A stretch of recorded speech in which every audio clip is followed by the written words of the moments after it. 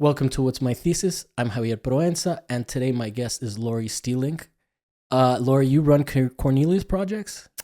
Yes. Or are you a co-founder? I'm sorry, I didn't mean to give you all the credit if there's other people to include. If I may start out by saying, Skeddash, Ani Anap Shugi Laurie Steelink.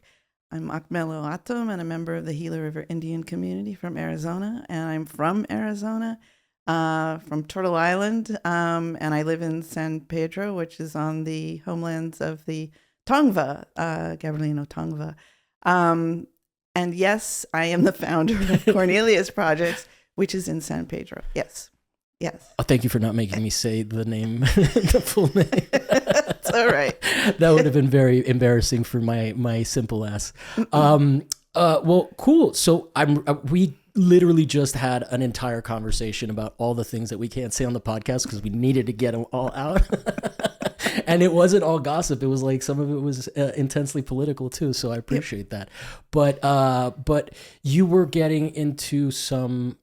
Well, let's start a little bit with your background. I think I think that's a good place to start. I mean, I usually start there, but I usually ask about art origins. Mm-hmm. But it feels like you have a little bit more to tell me about the relevance of your relationship to art, and you say that you like to mentor now, and you were talking a bit off air a little bit about the difference between when you were growing up mm-hmm. and now your students, how they're growing up in the world. So I kind of cut you off. I was like, wait, is this stuff we can say on air? It's all right. That's all right. So apologies for the awkward intro into into the conversation we've already been having. Sorry for the awkwardness that this is going to be coming out of my mouth, because also I can go off on these tangents and you'll have to rein me in. No. My job is to stay out of the way. Oh, okay. I ask my questions. I've realized have started to become 3 or 4 questions in one thing, and then I'm like, do with it what you will. Yes. Well, thank you for that. Well, okay. As I said, I'm originally from Arizona. I grew up in Tucson. Oh, okay. But I was actually born in Phoenix, Arizona, and I was born and given up for adoption. I was 6 months old when I landed in the family that I, spent most of my life with up until the time I was an adult. My mother is Akmel Atom, and I ended up meeting her when I turned 40. This is around the time also that the internet was available and that you could actually find people. I had some help from a fellow student that I had gone to graduate school with. And that was a really eye-opening experience. Life is a very eye-opening experience. Tell me about it. And it's part of my practice, right? In terms of like where did the art part come in? It came in at birth. At birth, yeah. Yes. And from what I understand, at least with my people, that to be called an artist, it's not something that's part of the vocabulary. It might be a creative person, but it's just a practice that most everybody, depending on how you're raised, it's part of a tradition to create things. Wow. So I didn't know this as a child because also I wasn't exposed to my culture or my traditions. I grew up in a white family pretty much, except for my sister, who was also adopted, and she wasn't my biological sister, but she was African American and European Jew, and I may have some Caucasian in me, according to my birth mother, who gave certain information, non-identifying information, to the adoption agency that my father was Caucasian. Mm-hmm. When I met her, she kind of just said, I don't know who he is. And apparently he was alive at the time when I first met her. So I still don't know if that is my actual father, my actual biological father. That said, the family that I grew up in was extremely progressive. You said you had a African American. Yes, and this is Eastern European Jewish or Ukraine. Ukraine, okay. Odessa is wow. Apparently, and what turns out is that my father's parents, my adopted grandmother, is from Odessa. My grandfather is from the Netherlands, from Haarlem. And they were also very progressive. And my mother's family, she really tried to distance herself from them, but she grew up in a predominantly Catholic family. Yeah. We English, can tear shit up. Irish. A lot of open, a drama out in the open. Yes. Nothing whispered. Yes. So my grandfather, Nicholas Steelink, he was a staunch atheist. Okay. And my father was an organic chemist. So it was, religion was never really, I mean, not to say that defines you as being atheist if you're a scientist, but religion was always like sort of on the back. Yeah. Like not even a burner, but we did experiment, or at least they experimented with us by going to Unitarian church. So we were Unitarians for a short time. And that was short? Before they were like, this sucks. Well, actually, it only sucks when we had to gather at the end and sing songs. That sounds like the best part. Well, No? actually, part of it was it depended upon the song. Okay. Was it Tiny Boxes or Little Boxes? Do you know that song? Was like the theme song for Weeds. Yeah, that's it. Yeah. We used to sing that. But it was like an old song, right? Yes. Yeah. But we made books for the blind. We made food. This was our Sunday school. Yeah, I don't really know what Unitarian is, Yeah. so I didn't mean to offend It anybody. welcomes everybody. Unitarian. I mean, I guess it's in the name. And particularly in Tucson, it welcomes a lot of university professors who are not, I don't know, connected to any other type of religion. Well, technically, to someone who grew up Catholic, you guys are all cultists. But I'm joking. I'm joking. Later on, stuff came up. Not when I was there, at least that I wasn't aware. Of your branch or of Unitarianism? No, in Tucson there was there was upheaval and somebody got fired. There was all these various relationships and affairs going on, and anyway. But not Latter-day Saints level. No. Okay. It's more like a love cult. Okay, yeah. I don't know. Just like maybe like coerced, quote unquote, consenting adults as opposed to like child abuse. Child. No, although let's not go there. Yeah, no, that's fine. I just had nothing to do with Unitarianism. Oh, you are? Yeah. Oh, I am sort of on a change. I listen to this radio show on WFMU where the DJ plays cult music. It's really fascinating. I'll tell you about it. Wow, that's so niche. Yeah. Wow. Yeah, and he talks about the various cults and you're definitely I'm definitely Yeah, curious because what are they singing? Yeah. Oh. Yeah. It's pretty wild, and then the instrumentation, and then the voices, the vocals, and so on. But okay, so back to going to Unitarian church, and then also growing up in this environment. My education for at least my connection to my ancestry, my Southwestern Native American art and culture came from a person who was a colleague of my father's, who was an anthropologist, who had a shop in Tucson called Tombati Arts and Indian Arts and Crafts. And we would go to his shop on weekends or whenever there was a gathering. And it really attracted the more alternative students of the university who were politically engaged. Also, my parents were the first people, along with another group of people, to start the Southern Arizona chapter of the ACLU. Wow. And then before they came, back when they mattered. yes, and before they came to Arizona, which they came from California, they're both from Los Angeles, grew up in Los Angeles. There was no ACLU, so progressive, very forward thinking, and but again, recognition of where my culture, my traditions, and the same with my sister were sort of, we are, and it wasn't necessarily what they were thinking, I think, although it's hard to really wrap my head around that, but we were assimilating in a sense.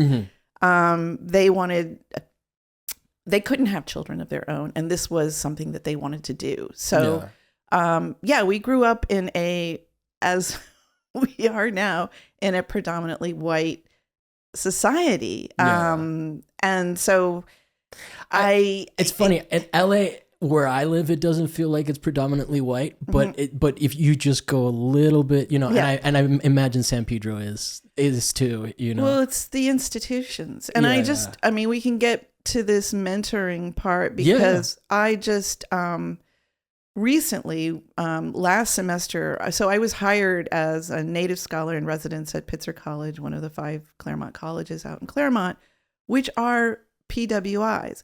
And what's a PWI? Yeah, so this student was telling me about the healthcare system at the university and how PWIs operate. And I'm like, what is a PWI? And he said, a predominantly white institution. And I was like, my God, that's everywhere. Yeah. I mean. Well, you know, a new terminology that I've come across that I really liked. I learned it from a Palestinian artist, Nadia Tahoun. I hope I'm saying it right. Is the idea of the global majority instead of the third world, which is really interesting because we, like, most of America is PWI, but most of the world is not, which is really interesting. Yeah, I'm glad you brought that up. And I really enjoy can I give you a little bit of my perspective? Yes, I just want to interject because I'm so excited by this conversation, and it might give you some stuff to bounce off of. But you're from Tucson. I'm from Miami. I grew up in Miami. I also grew up in Italy. So I'm a third culture kid. So I also am not of Miami's culture technically, even though all my heritage is Cuban American. There's the exile, the diaspora that came from Cuba. All of that is part of me, but not necessarily intrinsic. I've always been an American that lived abroad. Living abroad, you kind of start to really reanalyze and have like a different perspective on your country, your origin, right? Because you've grown up in this other way of being where being a waiter's a good job, and people take vacation in August because it's too hot to work, right? All of August, everything stops, right? Sundays, nothing is open. Like, what is that? Right.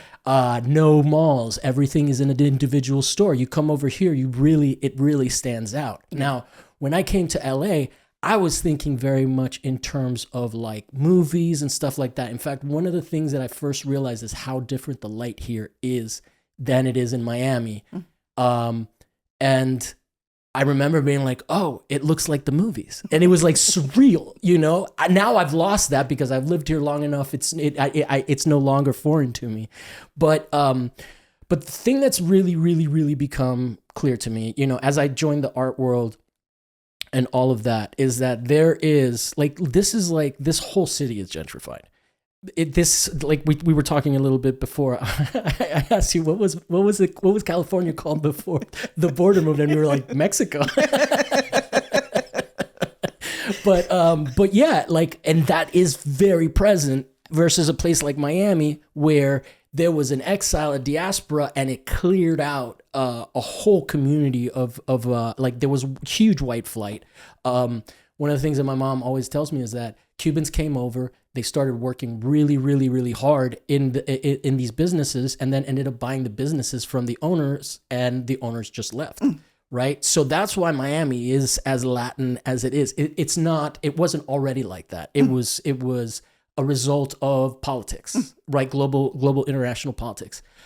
For me, when I'm here, what is really refreshing is that international idea that still exists. It doesn't exist with everybody, but within the Latino community, people are very aware of their passport privilege, which I find that African American communities are not necessarily tied enough to Africa to really have a relationship with people in their country of origin, whatever. I mean, I'm treading on dangerous ground here, so apologies if I'm wording things insensitively.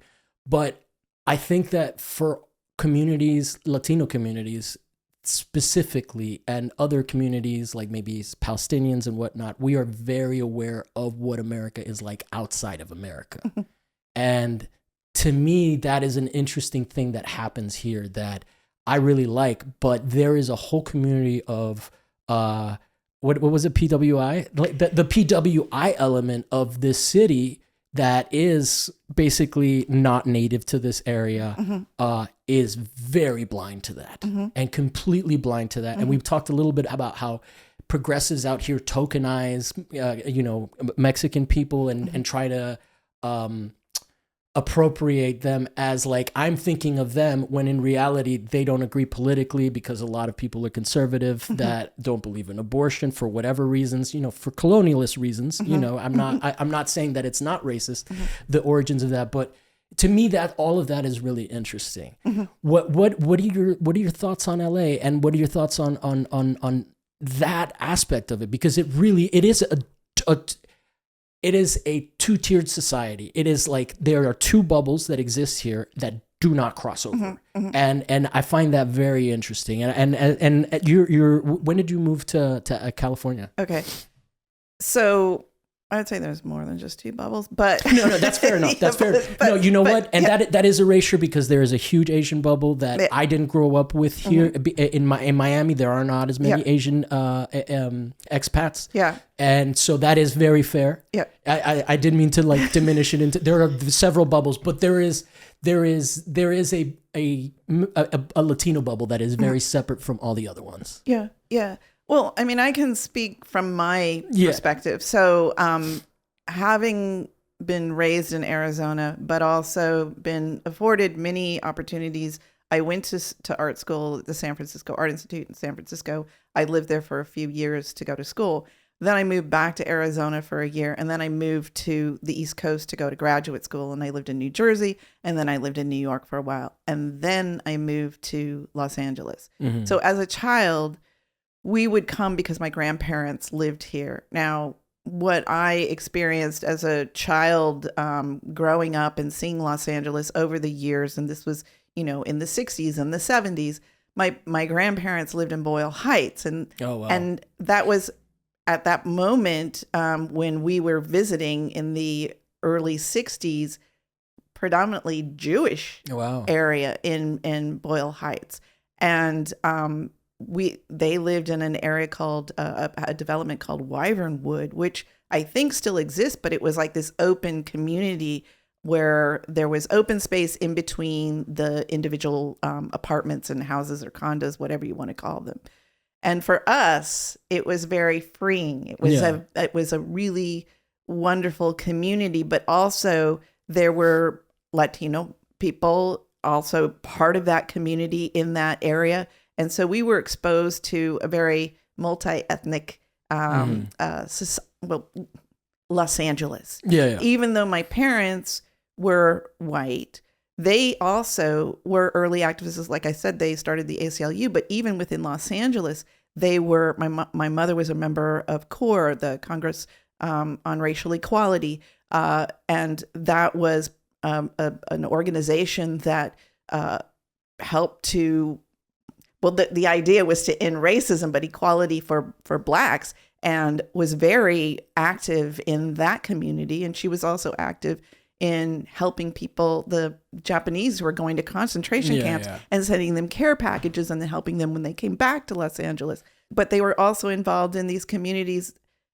In fact, they had started with a few other people, again, even in Los Angeles in the 50s, buying a property on Mount Washington and creating this intentional community that was to be open to everyone, so that everybody from different backgrounds could live together, not together in at least together in a community and have houses. And they shared services like plumbing and electricity and architecture and all the various things that you needed to build a house.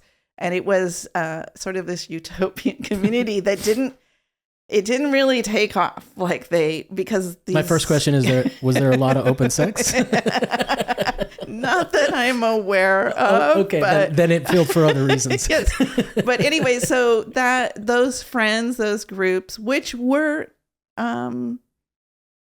ethnically mixed, that's who we grew up with as children within Los Angeles. So we knew like all these different groups of people that have dealt with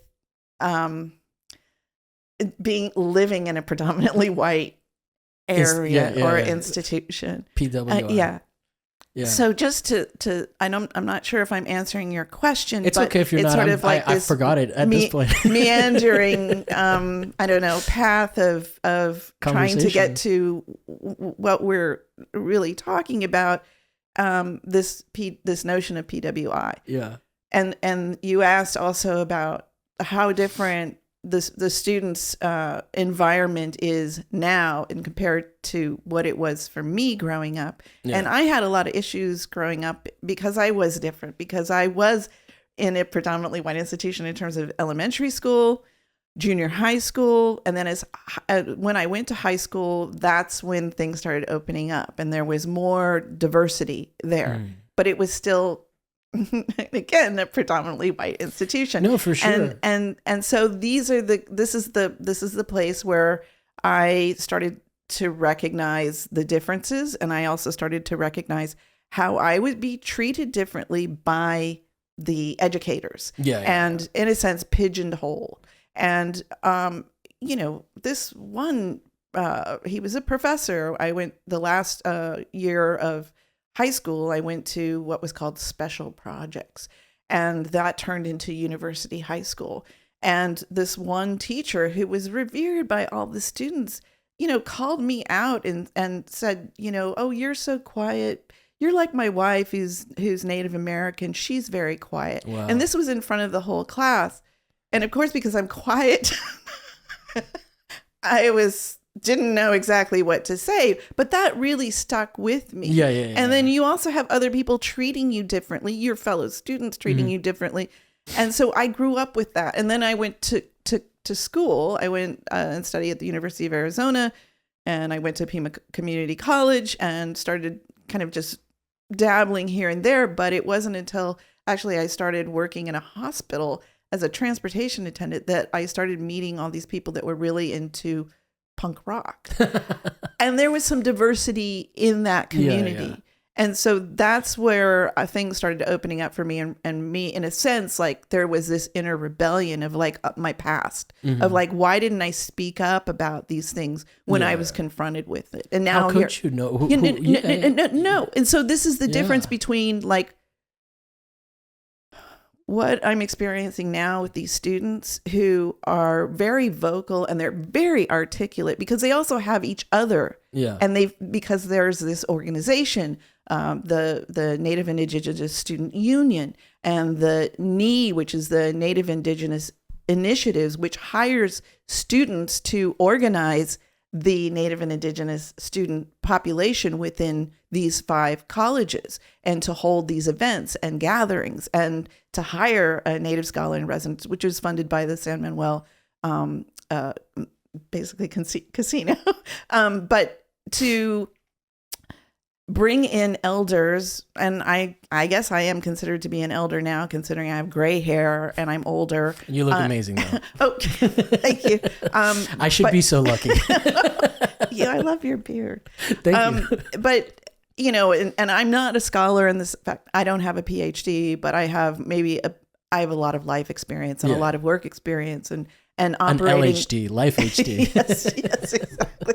So working within these communities and seeing, like, I'm so impressed by these kids, their kids, to be able to articulate like what's going on in their classes, what's the relationship that they have with their professors, and that this attitude of this leadership in terms of not the students, but in terms of the administration is still very much steeped in this predominant that thinking. Yeah. And so there's a lot to overcome. And then I talk about transformation and how can that happen? And it's really about confrontation ultimately. Yeah. And also we're starting to see more of that because of the protests, because of the war in Gaza and this students not wanting to have their institutions fund these organizations that support that war. Well, they're also getting gaslit and mind fucked really hard yes. because they have been hearing for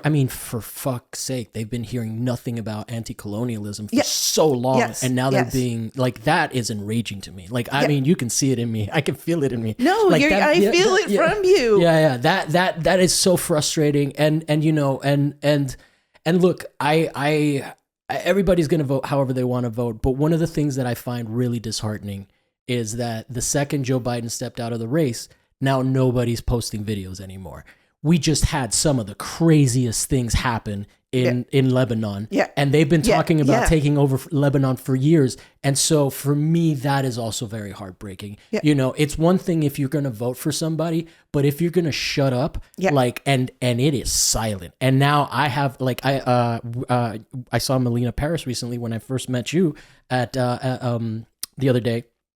And I told her, and I told Raul, or I told her about Raul. I need to tell Raul, like, they're the only two people that are still posting about that stuff. Yeah. And it is, I mean, not the only two. I want to give a shout out to Nick Lowe, who's also been on the show. He's been definitely posting about this stuff, but like it was like from day and night. Oh, we need to get this person elected. Yeah. And I'm like, why can't you do both? Yeah. Why can't you complain about that and still vote for them? Yeah. And I don't no one can answer that. I don't have the answer for that. And I'm not judging anybody. I am just brokenhearted. Yeah. You know, everybody's got to do their own calculus in this situation, and I am definitely a coward. I don't speak out the way that I could. That, you know, so I'm not. I also do my own calculus. All I'm saying is that it breaks my heart. Emotionally, I grieve. Yeah. You know, and this situation is constantly grieving, and I don't know. I also want to talk a little bit because we just had an exchange, and I really think that you just said something and I said something and I forget exactly what it was, but it reminded me of this idea of like, oh, this is the life experience, the LHD, right? like there is a segment of that PWI that is very, very much attached to its education because they are paying so much for it. Yeah. And to some degree, I understand that, but the condescension that they have to people whose life experience informs them and is actually very valid in their opinion making versus institutionalized postmodern conceptual stuff, which comes, you know, which a lot of this stuff comes from French postmodernism, which is is so hacky. Yeah. Well, there's your PWI again. So, I mean, depending on who you're talking about. Yeah. But I mean, it's dominating. I mean, colonialism is dominating. And so go ahead. Sorry, but just one more thing. Yeah. What frustrates me about that is the need to rebel, but not rebelling against the right things, right? So instead of rebelling against these institutions, you're rebelling against an abstract like white supremacy. Right. Most people don't even know a white supremacist. Right. It's not directly. Like, I mean, I'm sure they're pretty sheltered and keep to themselves, right? They're not hanging out with POCs. They're in San Pedro. They're in San Pedro? Oh, okay.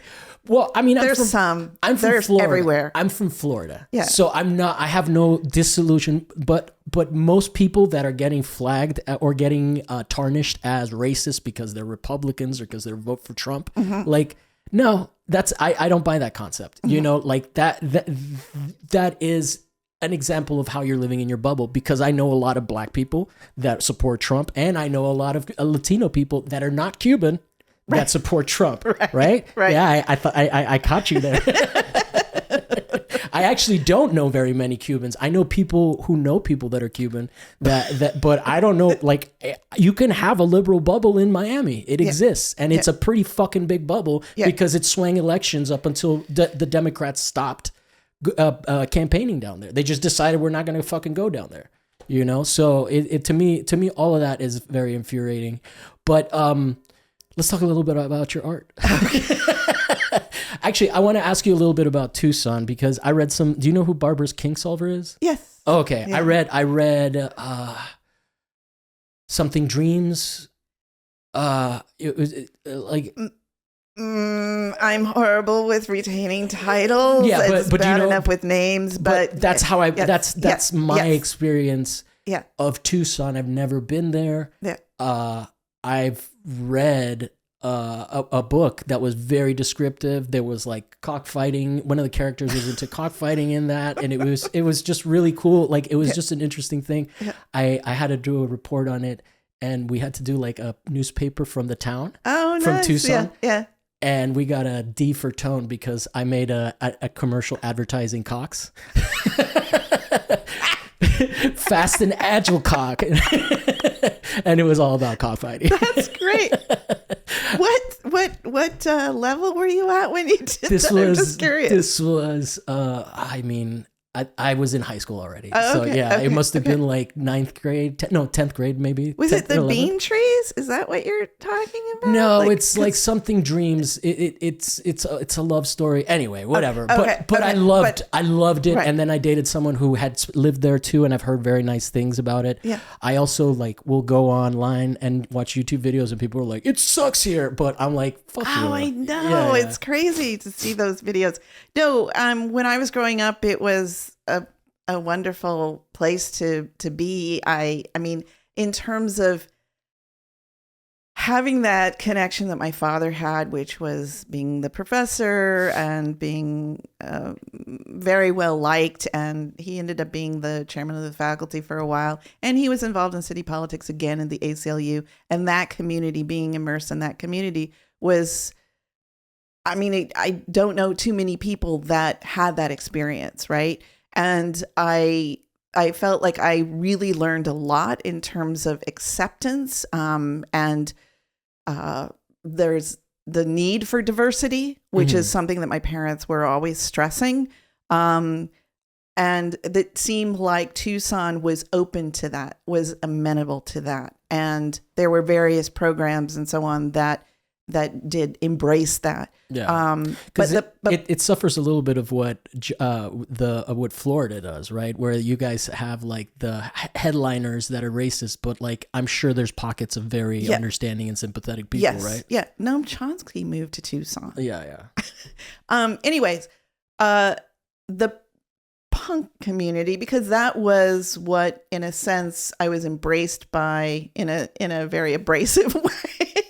Because we were punks. In the early 80s was what was transformative for me, which was the like speak up about people who are trying to pigeonhole you and say that this is how, and mind you, this is true. A lot of white people would say to me, you should know your ancestry. You should be able to speak your language. And that's true from other community members of mine, but it was interesting coming from the white people because they wanted me to behave in a way that they found to be, I guess, what acceptable in terms of being a Native American. I don't know. I might not be saying that in the best way possible. No, but I get what you're saying. But like they were expecting me to have that knowledge, and because I was adopted and didn't grow up with that, I couldn't give them what they wanted. Yeah. No, so it does sound pretty racist in the sense like how, I guess the best personal example I can come up with is that when the Elian Gonzalez situation happened and I was living in Washington D.C., I was the only Cuban anyone knew. So I had to be the representative, right? And that expectation was pretty racist, right? So it's the same. It's a similar, or it's they're cousins of these scenarios. Yeah, they are cousins, and I also experienced that going to the San Francisco Art Institute, and even when I went to graduate school at Rutgers. So it's ongoing, and it's still ongoing. It's ongoing within these communities, and I say community when I actually have been referring to community. Maybe I should be more specific, is the Native and Indigenous community. Whereas like if you think about San Pedro as a community, and let's say the art community, it is predominantly white. And they've been immersed in San Pedro, I don't know, since like the 70s in terms of this organization or things that have been organized to represent what's going on in San Pedro artistically. And then even music is a little bit more diverse, I would say. But it's, I'm kind of lost my train of thought, but in terms of this situation that we're in, and I'm going to go back to making a statement about these students who are addressing the administration. They're addressing their individual professors in how they talk to them, how they interact with them, and what those people's expectations are of them. This is the issue, and this is what they need to make demands. There needs to be a kind of outline for how to for the university to address this issue for the whole, not only the administration, but for the entire student body. Yeah. So this is something that's in the works. And what I actually was hired back to be the Native Scholar in Residence for this semester was to implement a mural with the students that's a Native Indigenous mural. Mm-hmm. And we're meeting on Friday to discuss that. And the last conversation that I had with students and with the organization who hired me within Pitzer was to take a letter that had been written by the NISU that was addressing Pomona College and their treatment of the students who were protesting the removal of a wall, a Free Palestine wall on campus, and how the protest grew into this horrific situation where the president of Pomona called the police and had students arrested who had come into her office. Wow. And so just that activity and that treatment is a recognition of just how deeply rooted the colonial, the fucking, Yeah. sorry. No, you have every right to curse about that. Is again, predominantly white and coming from this colonialist, headspace, mindset. And to rid these campuses, these institutions of that, you've got to start in a very forceful way, with words and articulating exactly what it is that you're seeing that's going on in this place. And this kid who told me, who taught me about PWI, was specifically looking at the healthcare system within the university and he was talking to the Native Indigenous student bodies, or students who he could interview and get them to speak out about. Their treatment was vastly different than the white students within the student healthcare system. Well, yeah, when the protests started to happen in the Ivy League schools, like, that was interesting because those were the people that you couldn't really arrest without getting lawsuits and shit like that, right? So we're definitely talking about a very specific privilege that some people. So like that, the profoundness of that is like, you need privilege to be able to protest. Yeah.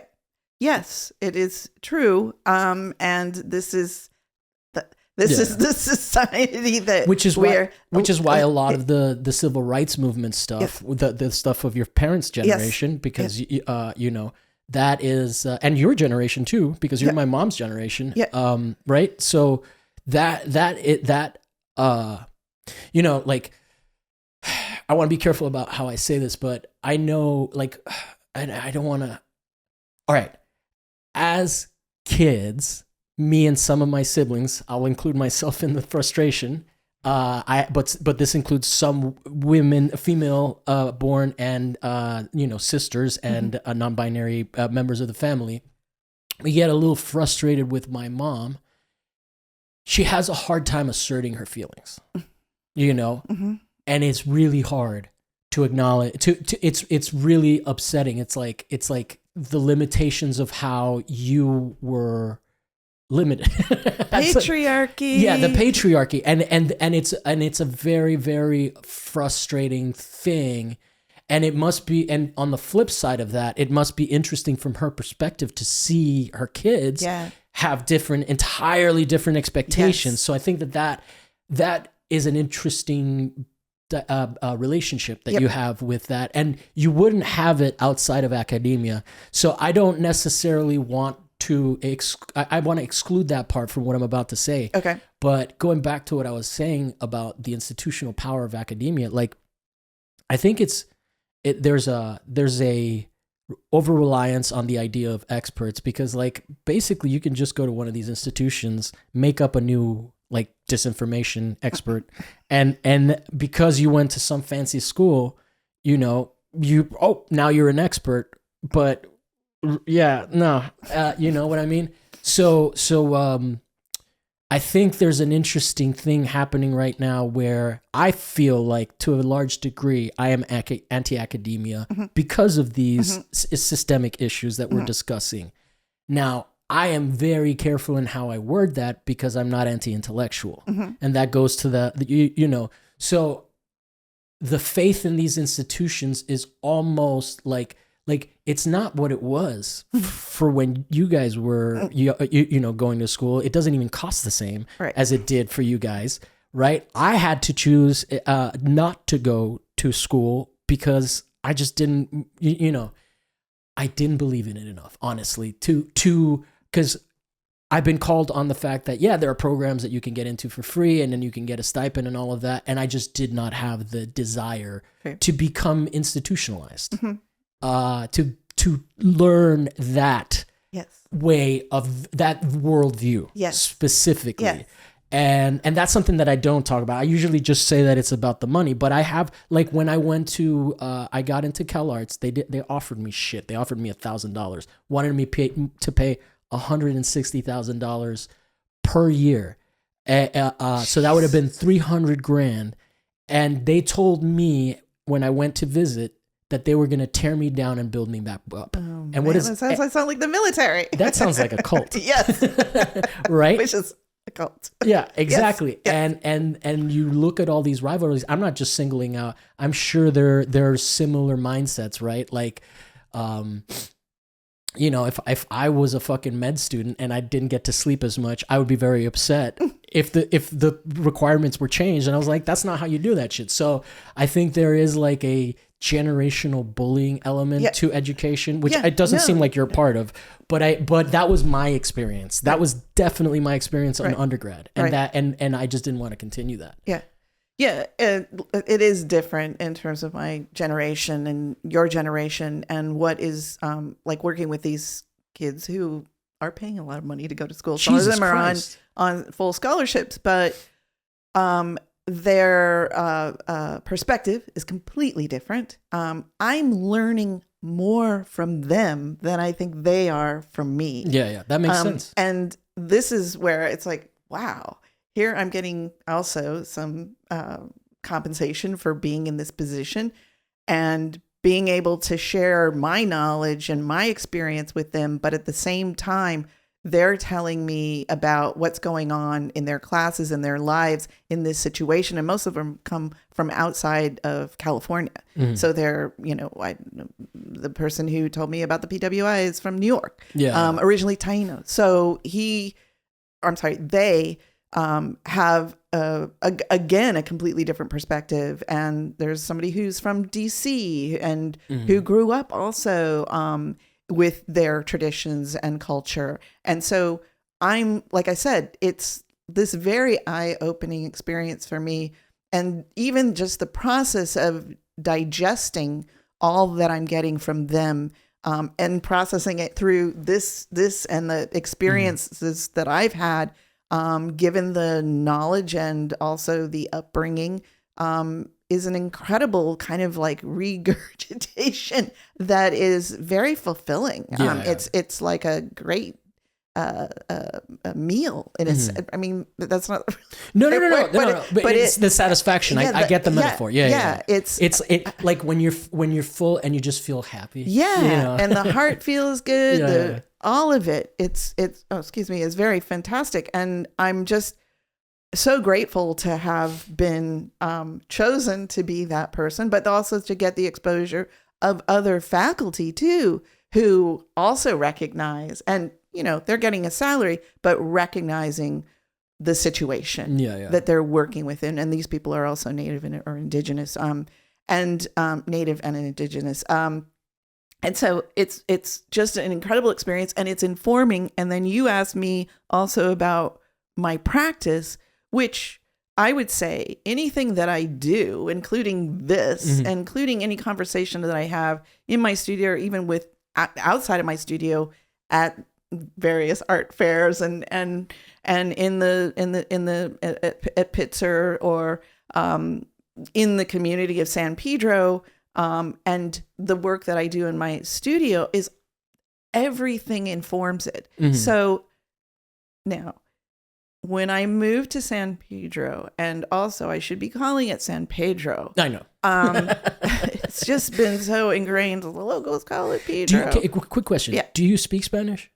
Muy poquito. Muy poquito. Did your mother speak Spanish? Or was she not of that background? She spoke Akmel-Atom. Okay. So, Cool. no. Yeah. So then I'm sure she spoke a little because Spanish is so prevalent in Arizona. But she was not necessarily directly touched by Spanish colonialism, which is something that I mean, no. Although she did. So when I was born, my supposed father was married. She couldn't keep me.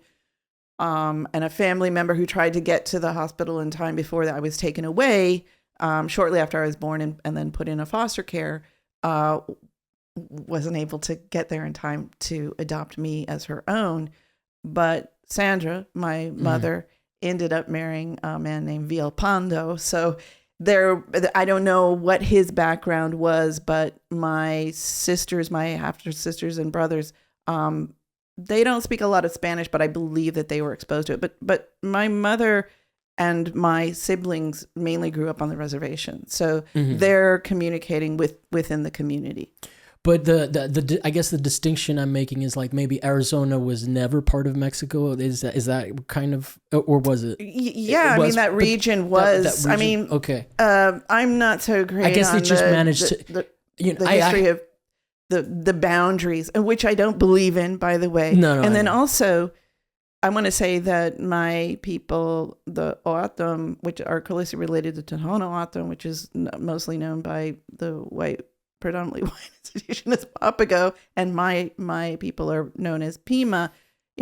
Although these names, as with a lot of other Native American nations, are changing and using their own names and not the settlers' names. So, but our people went, and there are still people across the border in Mexico. So yes, yes,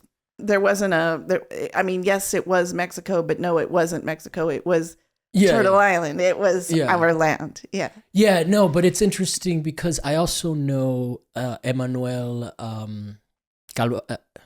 Galvez, and his grandparents spoke Nahuatl. But he is from Puebla, and I think he's also spent some time in Mexico City.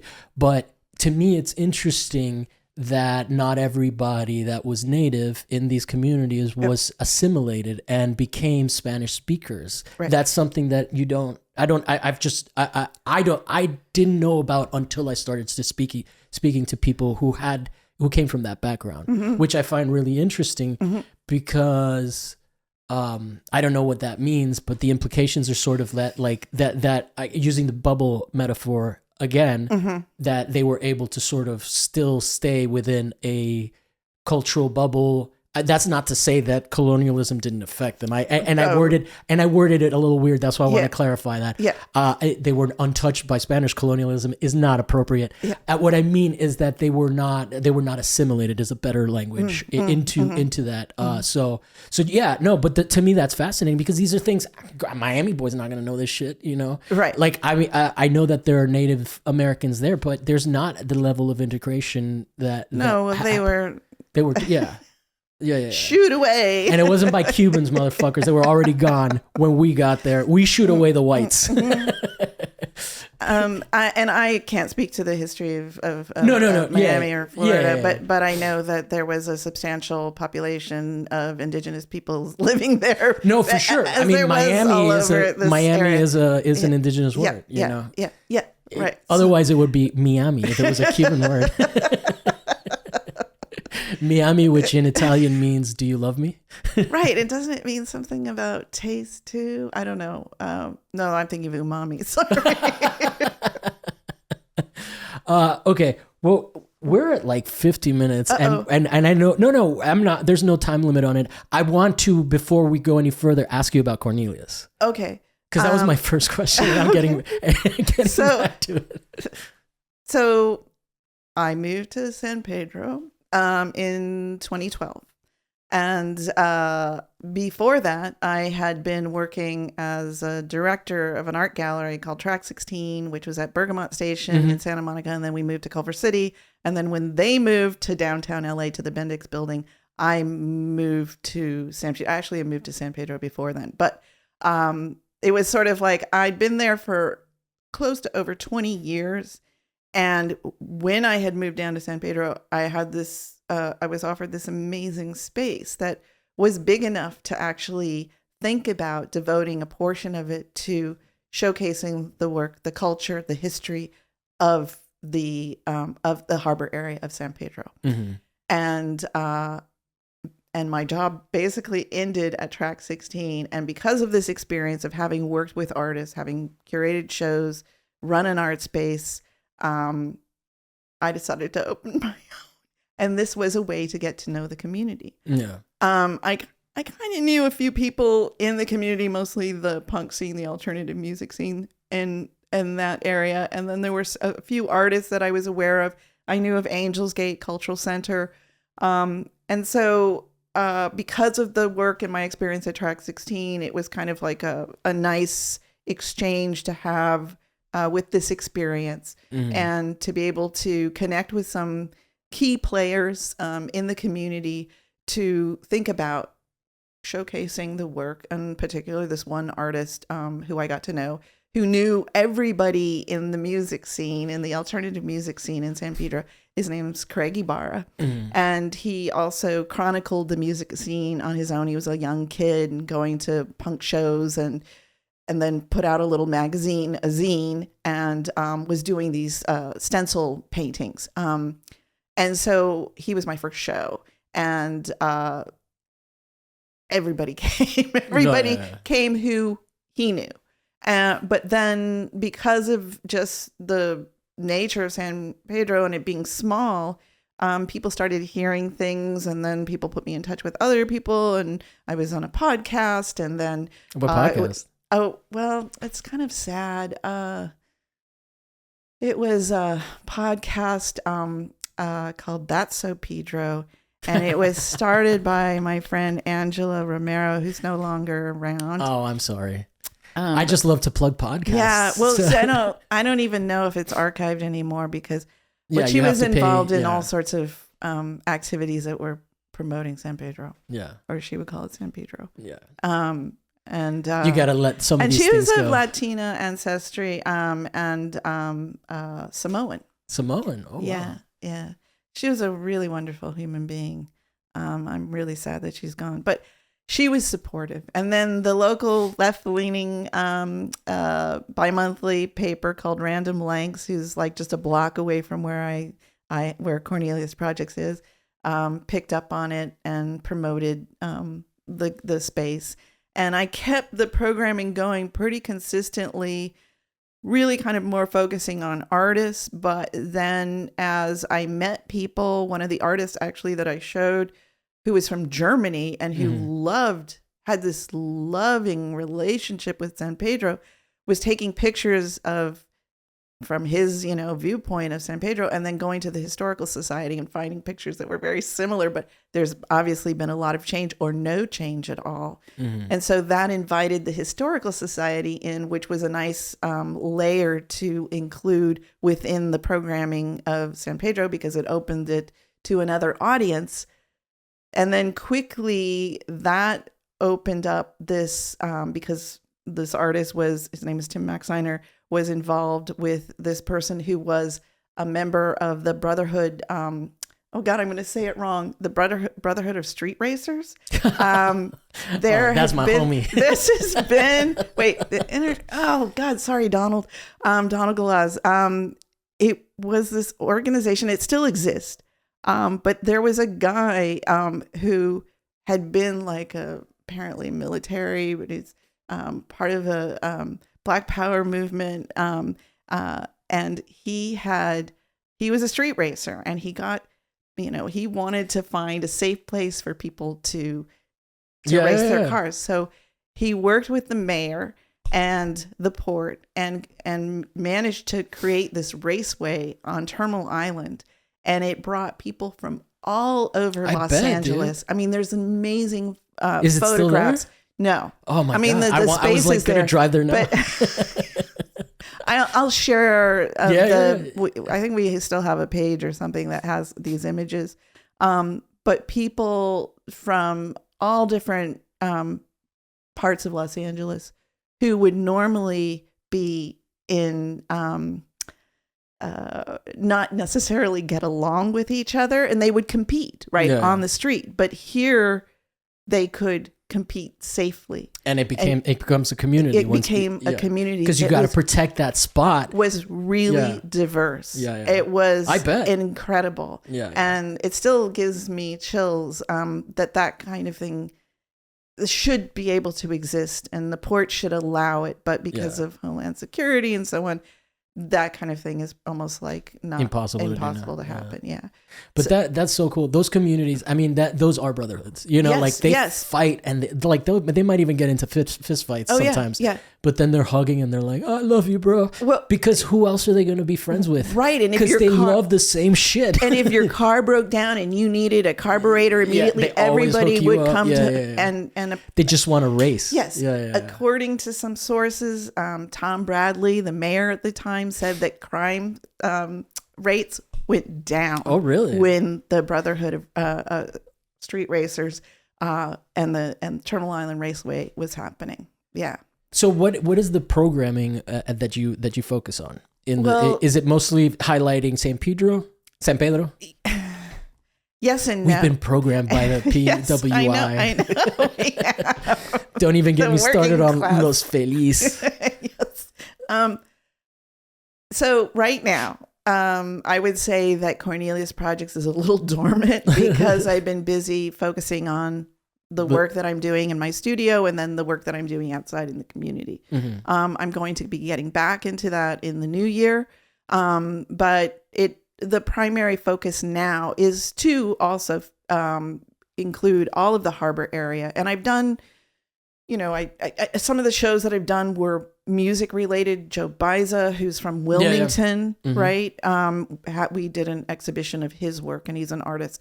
And Spot, he was known as Spot, photographer, who is from West Adams, but came down to Redondo and Hermosa. He ended up being the engineer for SST Records. Black, his father was a Tuskegee Airman. He ended up in this community of roller skaters, predominantly white, but he photographed the scene, and also photographed the punk scene, and was very much involved. We had a photo. I say we. Cornelius Project did a photo exhibition of his work.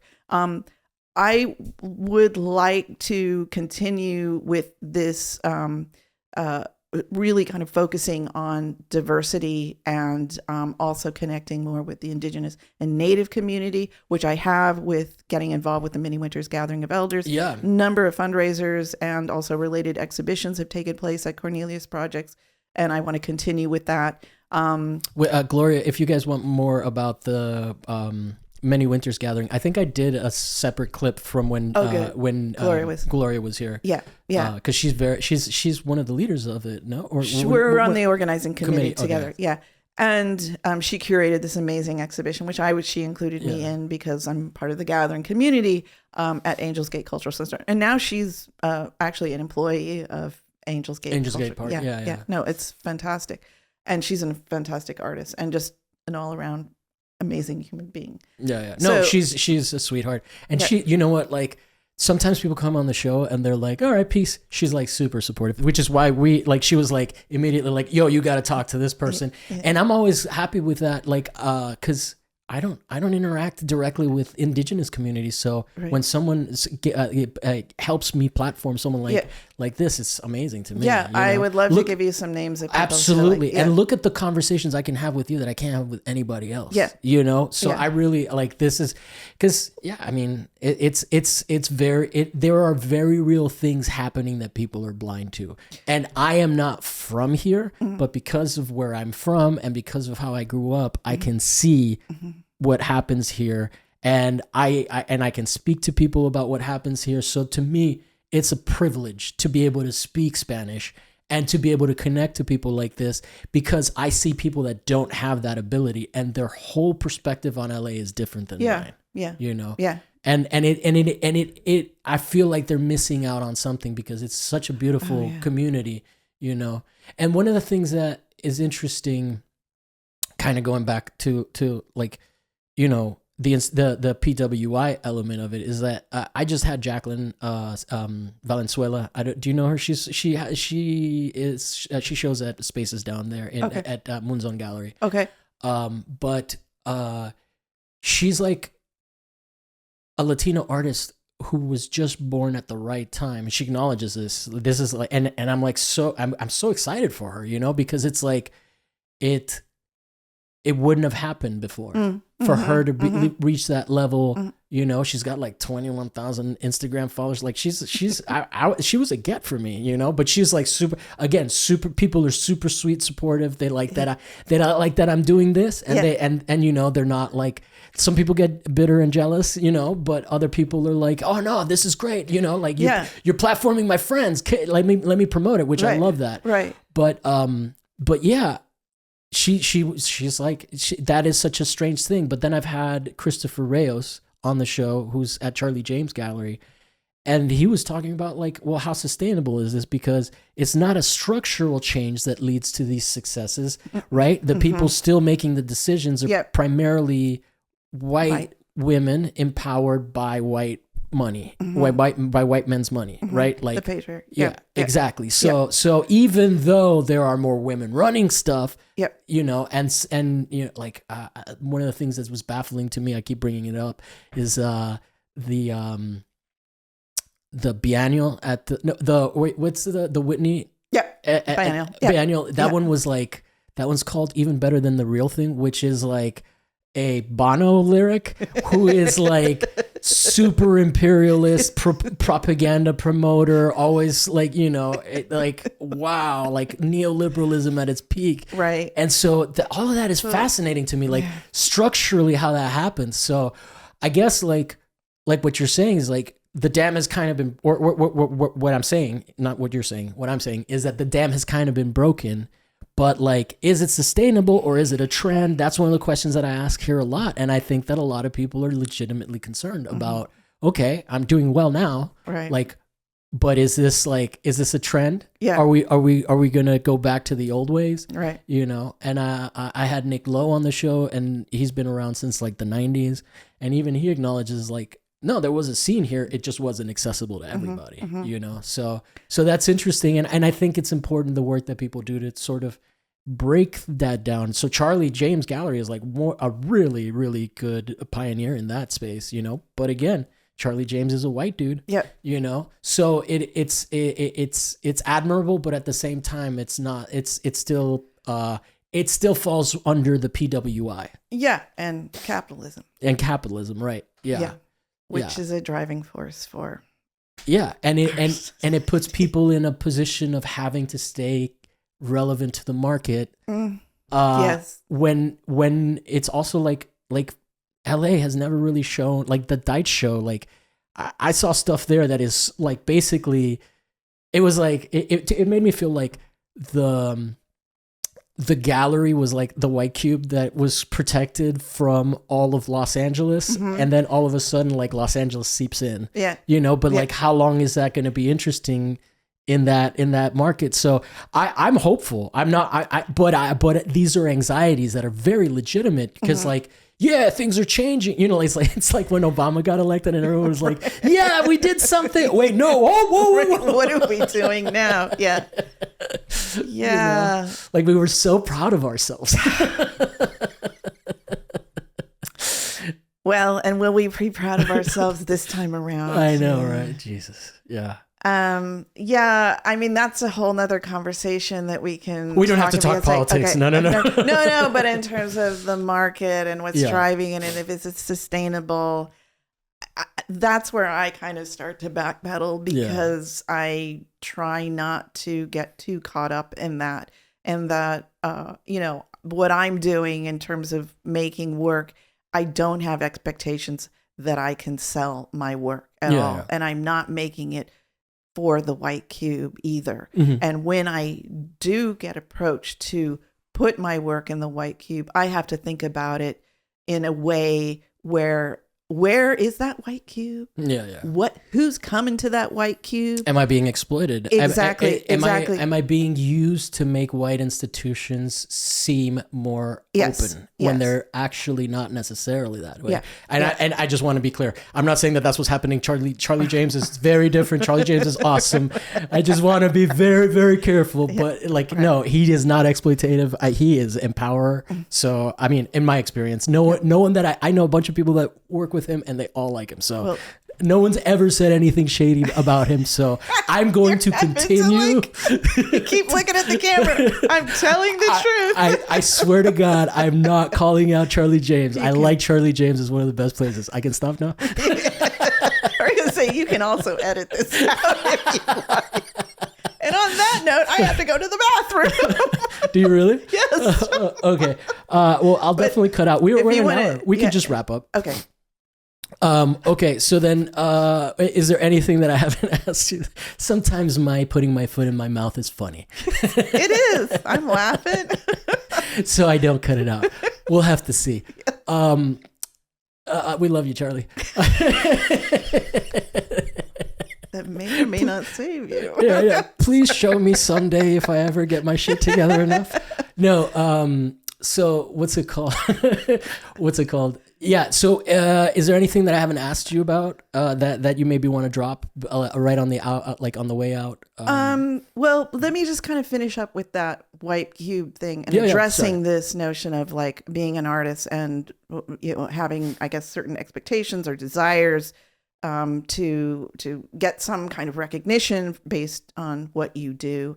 And so being the age that I am and having had all these various experiences, and also, something that we didn't get into, which I'm not going to elaborate on, but I was very much immersed in the Fluxus group because of where I went to school. And then I ended up working for this collection that collected Fluxus work. So I became very immersed in that and knowledgeable about the history of it and really embraced it in a way that actually opened up my eyes about how art can be something completely different and not necessarily for the white cube, but for the street in terms of performance. And this is, Fluxus wasn't the first group to do this, but then to offer things that were affordable, to have a store where people could come in and have conversations about what this was all about. That's kind of, and I'm not basing my work on that. I'm basing my work on almost like a community activist, although I don't think of it that way.